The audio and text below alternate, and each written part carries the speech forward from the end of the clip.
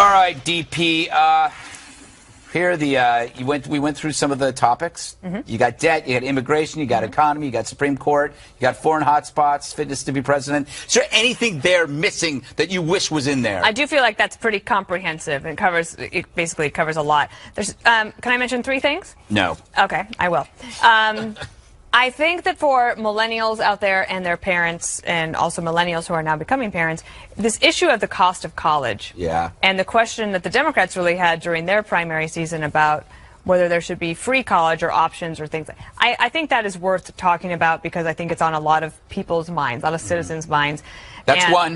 That's one. Second one is how either one of them, as the president, would help set up the country to deal with what's the coming technological revolution that is going to change the workforce in America dramatically. This is really important for the next 3 years. And then the other thing is, I would ask this question: what as president would keep them up at night? And which I think helps get to understanding what are their worries. Trump doesn't have that problem. There you go. Yeah, right there. Cialis. Thinking you forgot to tweet something. Oh. Ooh. What?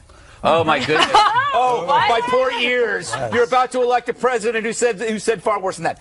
Eric, I want to know. Are they going to talk about The Fly or Ken Bone? You kidding? I think okay. So on the economy, I see the debt and the entitlements, but on the economy, so. Over the last 8 years, President Obama, he can absolutely say that under his presidency, stock prices have gone up. But mainstream America hasn't felt that. That's Wall Street. That's done very well for Wall Street in the upper 1 or 5% of the people in America. How do you help mainstream America? And that means wages. Wages have been stagnant for 7 or 8 years. They haven't gone up. They blipped up for the first time in 7 years this quarter. And what do you do to help that? Prices are going up, but America gets squeezed because prices haven't stopped going up, but their wages have been stagnant. So how are you going to turn that around and give us your plan, both candidates? Also on security. Homegrown terror, guys. Yeah, hotspots, I agree. Syria, what are you going to do if Russia gets more involved or if the UK shoots down a Russian plane? I get that. But what are you going to do about homegrown terror? And I'd specifically go to this whole NSA argument that's been heated. It's been heated over the last few years. Where are you on that? Is data mining okay? And I kind of would like to hear their answer. Actually, they might agree on that. Maybe. What do you think, Juan? What's missing from that list? What would you add? Well, I think that social issues are missing. So if you were to talk about some of the big wedge issues, and this is a Fox debate, but if you were to talk about, let's say, abortion, if you were to talk about gay rights and gay marriage, and you may get some of that, Greg, on the Supreme Court front. Right. But the question is, and I think this is a big split within the party, how much do you emphasize those social issues going forward? The problem, of course, is Donald Trump is not really a conservative. He's not really like a traditional Republican candidate. But nonetheless, I'd be interested. I think America would be interested in really going over that territory. But I'm struck by the idea that debt and entitlements, where we get started. And I think that for Trump and Clinton, they do have such different ideas about tax policy. I think it's the one area where we have seen a clear divide. And finally, I would say, you know what? Remember the wisdom that debates don't matter that so much? They have mattered in this election cycle. Yeah, definitely. Especially if they do touch on man buns, Kimberly. I think we both share. She doesn't touch man buns. No, you wouldn't go. I have an aversion. You've never dated a man with a man bun? Absolutely not. Thank God I'm not for confused that way. Yes. Okay, so here's what I think. Yeah. Debt and entitlements, I want to hear about that because I think they can really make some strong arguments. If you're for Hillary Clinton, you're going to like what she has to say. She wants to spend more money that we don't have. Trump says he wants to throttle it back. So you can make a case and distinguish yourself there on that opportunity. Foreign hotspots a little further down on the list. I think very important. I know it sounds like vacation, like go to Sandals. Foreign hotspots. So yeah, let's talk about national security, foreign policy. Let's talk about what's going on right now with Russia. What decisions would they make? What we're seeing happening in Yemen. I think that's a strong area because they have some differences there, although there are many that say that they believe Hillary Clinton will be be much more, hawkish, that's her truest self once she were to get in to be president, despite pressures from the left. So I'm fascinated to see how they distinguish themselves. Here's, I think, the lead, though, if you're Trump, to try to get the chatter away from everything else that he's calling, distractions in the campaign. Talk about the Supreme Court, because that's the one thing that he actually is attractive to the conservatives, because they would rather have him stick to the list that he proffered rather than go with Hillary Clinton and who she might put in. And, we were talking earlier, we thought, perhaps that one of the first moves she might make. Dana? Another one. Well, yes. I was going to ask you another question of whether the debate will actually stick to these issues, but I'll go ahead. It probably will not stick to these issues. That's true. Partly because there's so much news that is happening even between our show and Megyn Kelly's show last night. That was 4 hours. There were 3 news stories that broke in between those 4 hours. So much is happening. So this is only Thursday. This debate is 6 days away. I think a lot could happen. So who knows at this point next week what they'll maybe. Chris Wallace will stick to the issues, but he'll also cover whatever sort of breaking news there is. I also feel like on early education, we've not heard enough from either one of them on that. And school choice is an issue where Donald Trump certainly stands apart from Hillary Clinton. And I think the nation's ready to hear a little bit more about that. So that might be something that, even if Chris Wallace doesn't bring it up, if I were Donald Trump, I would try to. Work it in. You know what would be fun, too, though? What? Trade. Both of them have moved their position in trade a couple of times. Right. Have them go back and forth. Let them iron out exactly where they are. I'm not even trade. sure where she is. Well, she's been both. She's been a free trader, and she's been a NAFTA advocate, and then she's back to free trade. Now we found out in the emails she's been NAFTA straight through and other trade agreements straight through. But Donald Trump has also had some fairly difficult to defend positions on trade. If you're a true free trader, you don't want to tax cars that come in, goods that come in, because that's not true free trade. That's a punitive trade. So I think it'd be very interesting. Well, he's not a free trader. Well, he's against trade agreements. Oh, that's what he says now. But what's the big news here on this front, by the way? Wait, is Hillary? Can we just be honest? Neither one of them have been consistent. Yeah, I didn't say that. In fact, she's flip-flopped on the TPP, where it's the gold standard.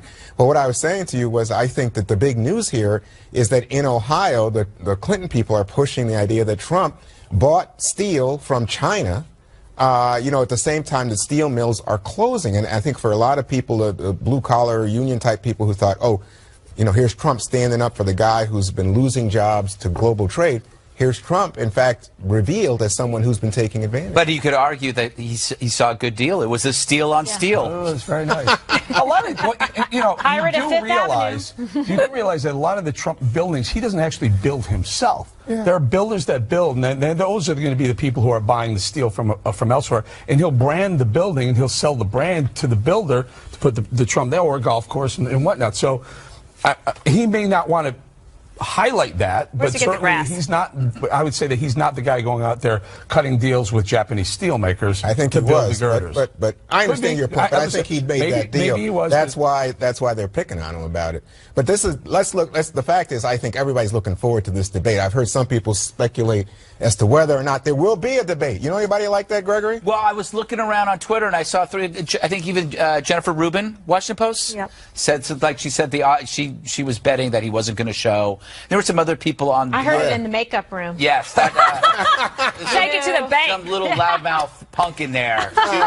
No, you're not the only one. I think Cobra King said, why allow Trump the opportunity? Why is Clinton he's saying that Clinton shouldn't show up? No, that Clinton doesn't need to have another debate. She's doing fine. I think it's going to happen, and I think it's going to be. What's it going to be? Chris it's going to be a mess. Well, Chris Wallace will control it, but it'll get crazy, won't it? It'll be wild. Yep. And it's in Vegas. It's going to be great. Yeah, it's in Vegas. This is going to be the best debate. I have absolutely no doubt about it. I think it's going to be not only the greatest debate ever, but the greatest debate that will ever be.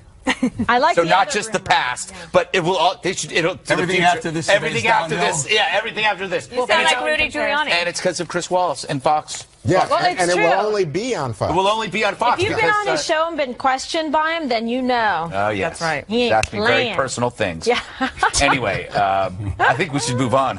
We've had that's a wrap. All right. Today, Trump addressed allegations from multiple women of past sexual misconduct. He called them all lies, drummed up by the media and the Clintons. That's next.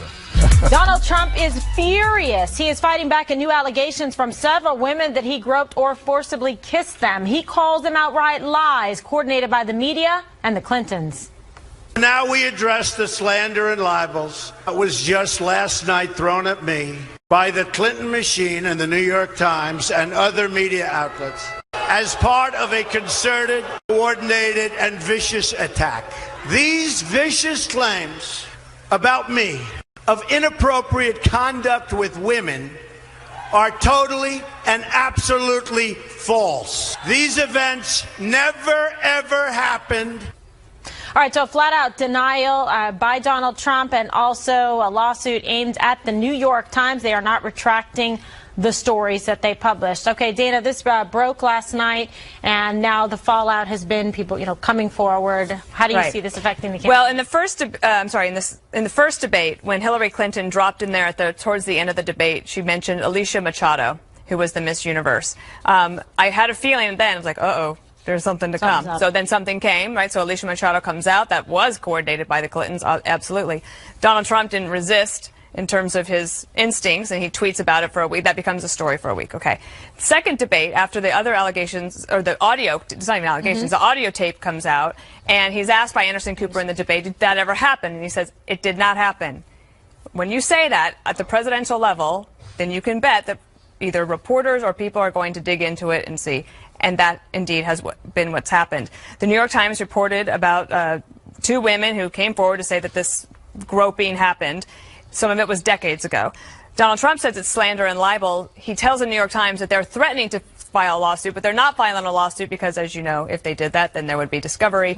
And he doesn't know how to quite retract it. The other thing that's happened is they're put themselves in a box because they're questioning the victims, okay, which is exactly what they have complained that the Hillary Clinton people did back in the Bill Clinton days of questioning the victims. You'll see more of them tonight on Fox News.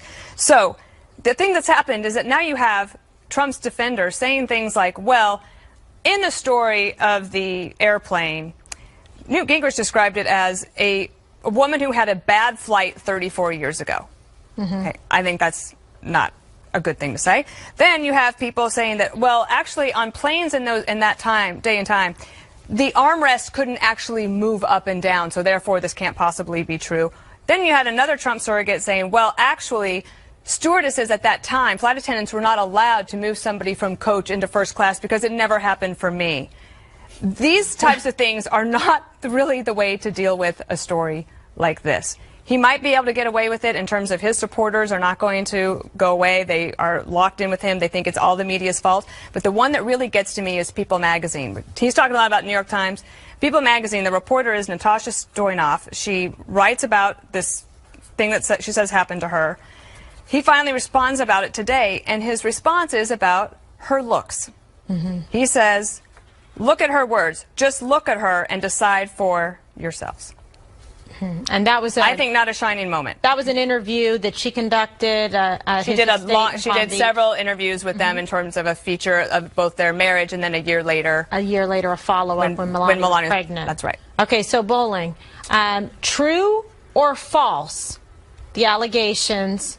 What is the impact politically? So I'm going to start with it's not okay. None of it is okay. It's not okay what they're claiming Bill Clinton did with Juanita Broderick or Jennifer Flowers or Catherine Willey. None of that is okay, nor is it okay what they're accusing Donald Trump of doing. None of it, period.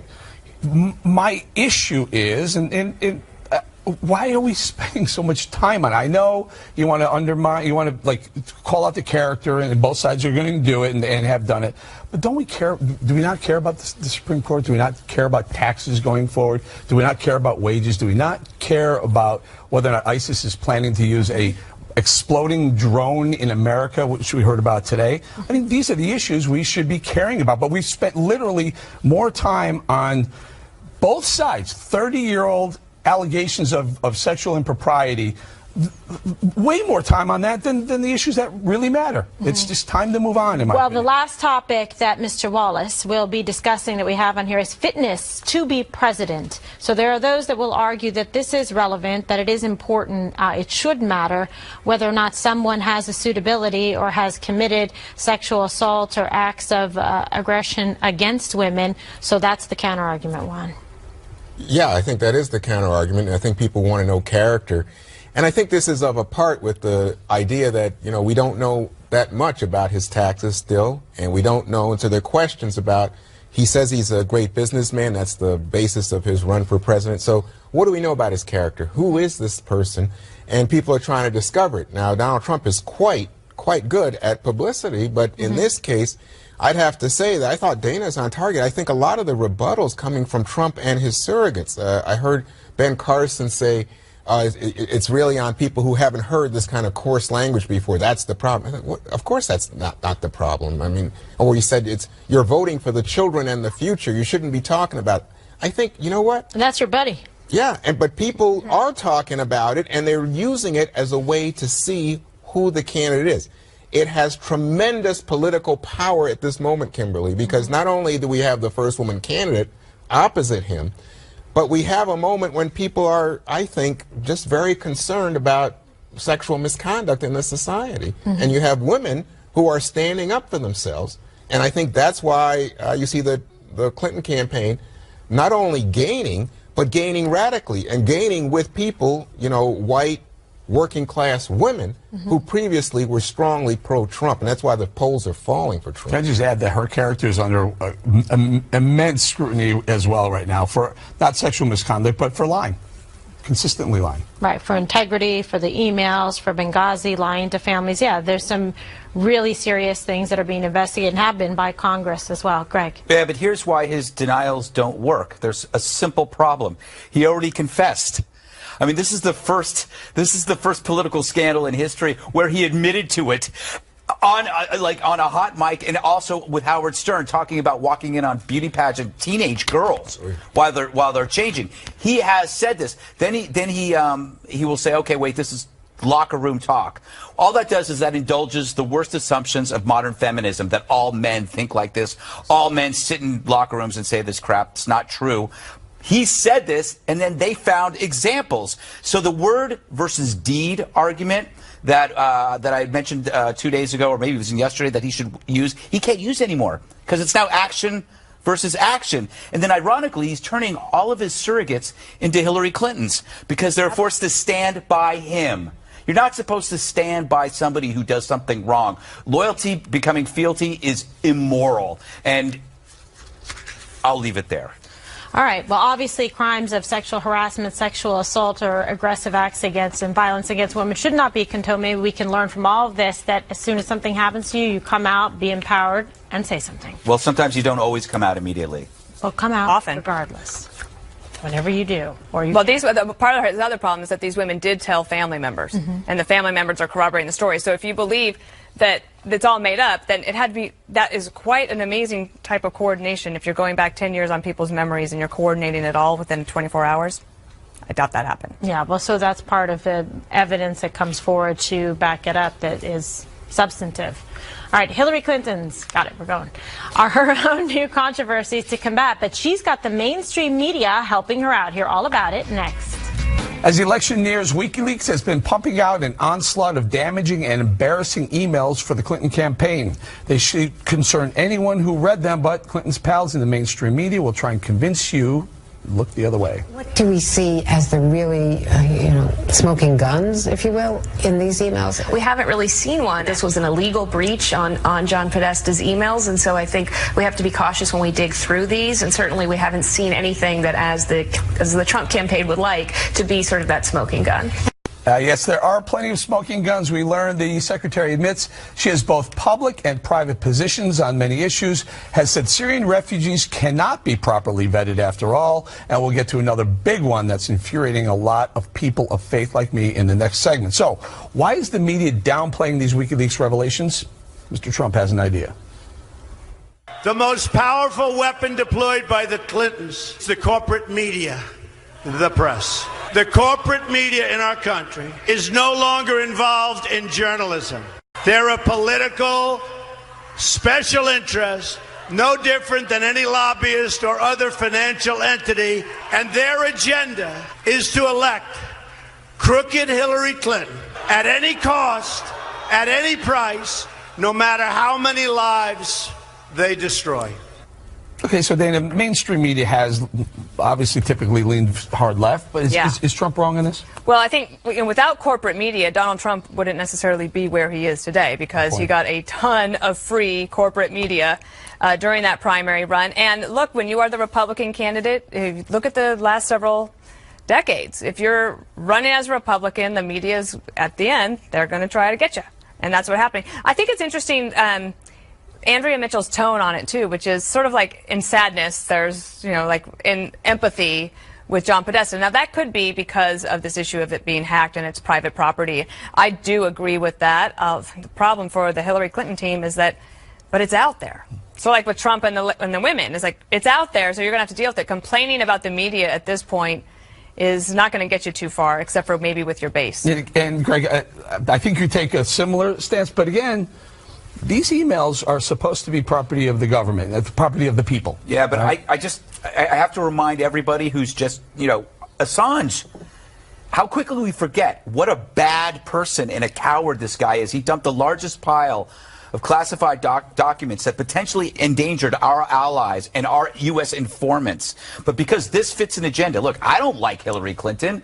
But the fact is, we are Americans before we were Democrats and Republicans, and now we're okay with an outside entity, Russia, and this jackass to manipulate our elections. It's absolutely mad, and I'm amazed that people here do not care where this is coming from. It bothers me. This is theft. I think we all care about it. I think it's horrible. Absolutely. And Obama threatened to take action against Russia. I doubt that he will, because at this point, unfortunately, we've reached the point where Russia and China can turn out the lights here in New York City. And then maybe Assange, will coordinate with Russia and dump all the deleted Hillary emails next. Yeah, no, you're right. In fact, Assange talked about how he would help the helpless. He's saddled up with a tyrant. The worst. Well, the part that concerns me at the moment is apparently the Russians have tried to hack into the election system in states like Florida. To me, this is an outrage. I just can't believe this. Why would anybody think that? I mean, I don't care who's doing it. You don't do that. And because I think they want to undermine confidence. And then Donald Trump, of course, has been talking about this is a rigged system. And I think even Republicans, you even hear Republicans saying, don't say that, Mr. Trump. Don't undermine the value of our American system. I think there are Republican election officials who have spoken about we have more voter ID. We're on the watch for voter fraud. But they're not saying that the election system is somehow fraudulent and that America is built on a lie in terms of our democratic principles. So I think Republicans and Democrats are singing from the same song. But to come back to Eric's point, I think when people ask about the revelations in here, Eric, they say, well, okay, so where is the smoking gun? And I saw one report today that said, well, the #1 smoking gun is Hillary Clinton's cozy relationship with the press, or that at State, that's one of them, or that at State, friends of Bill got special preference. And I thought to myself, but yeah, we knew that stuff. I'm almost like accepting it. I know, because you become desensitized to criminal conduct and low ethics. That's the problem. And it's kind of had that effect in the country. People are like, oh, something else. Oh, the Clintons don't play fair. Oh, the Clintons do pay for play. It's like one thing after the next. Unfortunately, it becomes saturated to the point where you don't feel it anymore. So if there were some emails that WikiLeaks or some other, whoever hacked that were Trump's and showed some sort of collusion with someone at a news organization, sending the questions that were going to be talked about in a debate the next day or a town hall the next day, you wouldn't find that at least interesting and I think we have discussed. Yeah, that's why we've talked about it right here on this show. But the question is it the equivalent, if you're talking about equivalence, of what's been going on with the leaks that Donald Trump has experienced in terms of that video and his language? No, I'm simply saying when you find out that Donna Brazile, who now heads up the DNC, I just sent along a question word for word. Well, she denies it. To be fair to Ms. Brazile, she denies that. Okay. But let's assume that it really did happen. people are like, well, yeah, you know, reporters, people get involved, and she was the head of the Gore campaign, and she was vice chair of the DNC. They wonder why people like that are, in fact, in the media, much as I think Dana brought up yesterday, Corey Lewandowski from the Trump campaign, he's getting paid from the Trump campaign while he's also getting paid from CNN. People think this is not good, but final thought? I think that both of these campaigns, just to go back to the debate and how important it is next Wednesday, if you're fighting about the media and the media's unfairness and the treatment of the media by next Wednesday, I don't think that that will be the best closing argument. So maybe get that out of your system over the weekend. There's probably more to come in terms of news developments. And your closing argument should be, if you're Trump, why you would be better for this country and that change is needed. And if you're Hillary, you want to say that you'll be a steady person that's more fit for office. Whatever the closing argument it is, it should not be blaming the media or blaming WikiLeaks. Very good. We'll leave it right there. Ahead, many people of faith are furious with the Clinton camp after reading what some of Hillary's top aides wrote about Catholics and evangelicals in private emails that have now been exposed. Those deplorable messages when we return.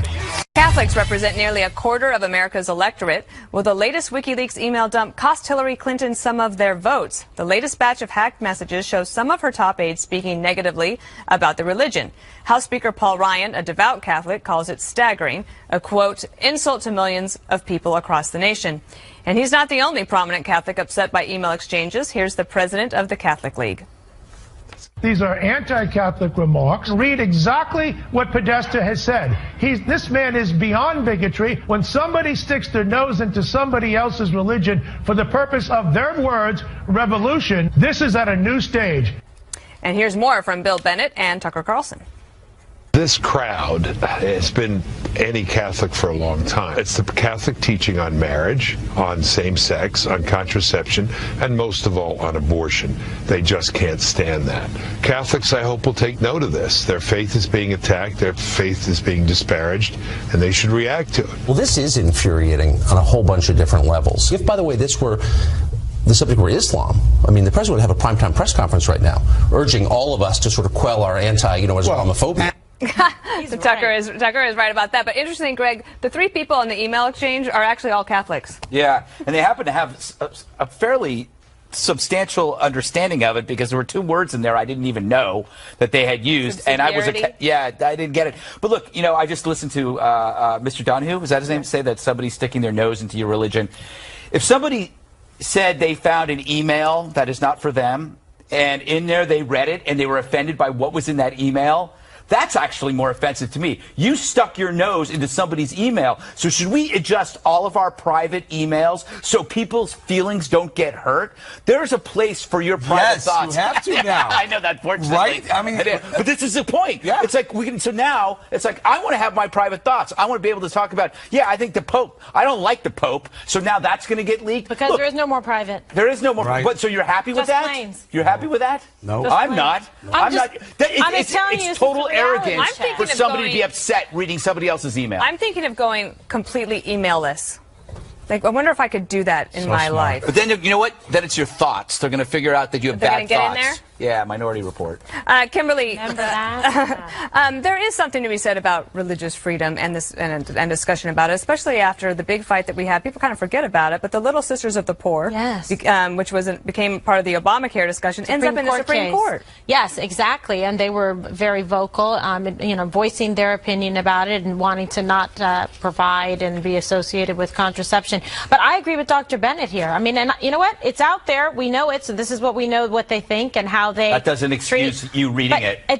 You should, I want to read I didn't go hack it. Fine. You might find them entertaining. There's some pictures of dresses and some talk about fashion. Your password was easy to figure out. Right. It's called Fabulous. Eric, your thoughts on the second day of this story? Well, I think it continues to unfold. I mean, yesterday it was a Russian acquaintance that sent something, and then there was some reaction. Look, I understand what you're saying. You say stuff in private that would probably outrage, that would outrage a lot of people. I get it. But once you're out there and you see who these people are and what they're really thinking. I mean, there was a lot in these emails. I mean, the way they're talking about some Latinos, the way they're talking about needy Latinos, Catholics and evangelicals are severely backwards. You should see my emails about you, Kimberly. It goes back to the question, character. I mean, if the character is flawed, is it okay if it's flawed as long as it's flawed in private? I don't know. I see what you're saying, though. I hate all of it. Yeah. I wish we'd just get back to the issue. I know. And you know what's interesting, Juan, is that in this case, unlike the audio tape from NBC and Access Hollywood, these are actually not even Hillary Clinton's own words. These are staffers. Do you think that matters in the minds of Catholics that might be using this as a decision point? What's her campaign? I don't think anyone is. I listened to Bill Bennett, and Bill Bennett was making the point that, that this crowd, as he sees it, is not a religious crowd, that they're somehow globalist, trade people, and then they have these kind of what they consider enlightened opinions about abortion, gay rights. They think they're smarter, etc. Well, so I think that's the way Bill Bennett interprets it. The way I interpret it, by the way, I didn't find it, as someone who's very religious, I did not find it offensive. I'm not a Catholic, but I didn't find it offensive. I found it interesting that they said that so many conservatives, especially powerful conservatives, who have chose to convert to Catholicism because they thought if they became evangelicals, it wouldn't sit well with their rich friends or something like that. I thought, well, this is interesting, because I don't think that's true.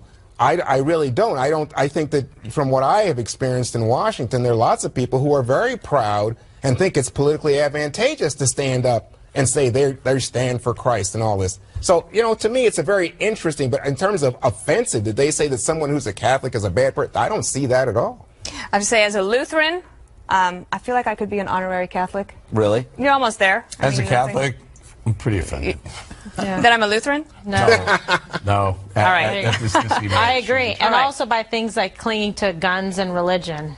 That's not in here. That was a previous offense. That was before. Yeah. All right, much more to come. What about me? I don't believe in anything. You're an atheist. You can just skip this one. Agnostic? We're going to have more on the wild presidential race that we believe it will, come to an end in 26 days. I missed that read. The nominees are trading new fire on the trail. Their latest attacks are next. Take it easy, folks. It's almost over. Less than a month to go. So it's crunch time, and Donald Trump and Hillary Clinton, well, they aren't letting up on one another. Honestly, she should be locked up. The Clintons are criminals. Remember that. They're criminals. This is well documented. And the establishment that protects them has engaged in a massive cover-up of widespread criminal activity at the State Department and the Clinton Foundation in order to keep the Clintons in power. Whether we have only the illusion of democracy. The stakes are so high because we've already learned who Donald Trump is. What we have to prove in this election is who we are. There's a lot of negativity right now generated by the other side, and we cannot let this pessimism, this dark and divisive and dangerous vision of America take hold in anybody's heart. Greg, Mrs. Clinton is out west and apparently drawing bigger crowds than ever. And I hear she's got Elton John at a fundraiser outside of Hollywood, and then up to Seattle, and Macklemore, your favorite, doing a fundraiser there. That's why you came to me. This is the longest episode of Divorce Court ever. It really is. And when we're all old, we're all going to be on rocking chairs. We go, remember the election of 2016? Oh, those were the days. And we'll just sit there, and with all these little kids and grandkids will be sitting around there, and there'll be a little Jasper, and they'll tell us more about 2016. The villages? Yes. Oh my gosh, Dana.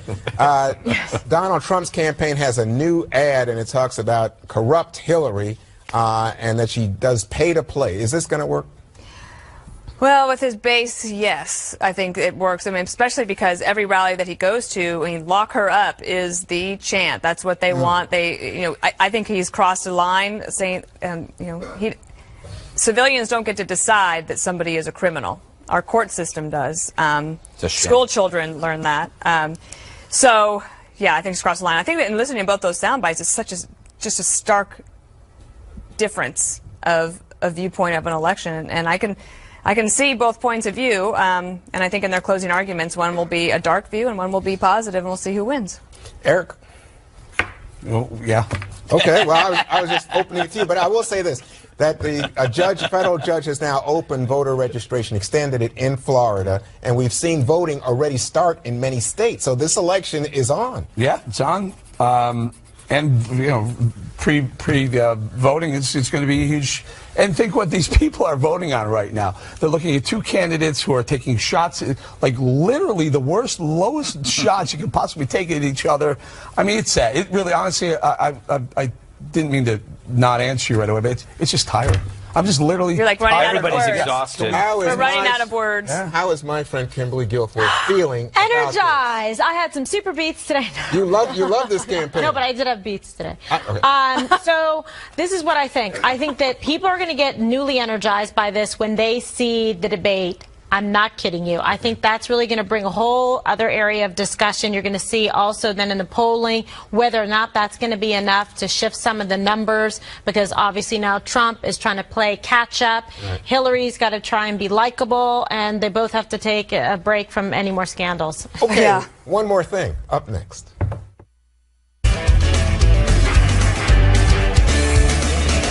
Zero. One more thing, Juan. Listen to this. Once upon a time, just so far, through the bumps of down in your pie.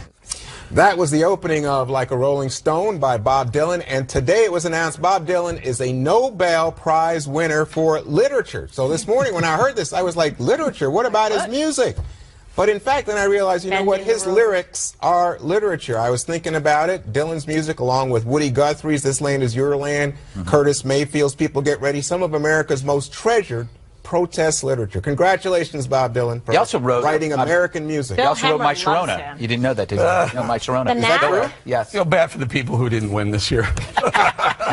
Very quickly, they want me to go fast. Hillary scandals, we talk about a bunch of them. The cozy relationship, mainstream media. Bleach Pit guys, 33,000 emails. Spokesman mocking Catholics. Here it is. Just take a look. Just watch. Take a picture of that. I'll post it on my Facebook. It's a T-shirt waiting to happen. Cattle Futures in Whitewater. Yeah. Borders, cattle futures. Now that one Put it on slipped my Facebook. mind. Cattle Future. Cattle 99. futures.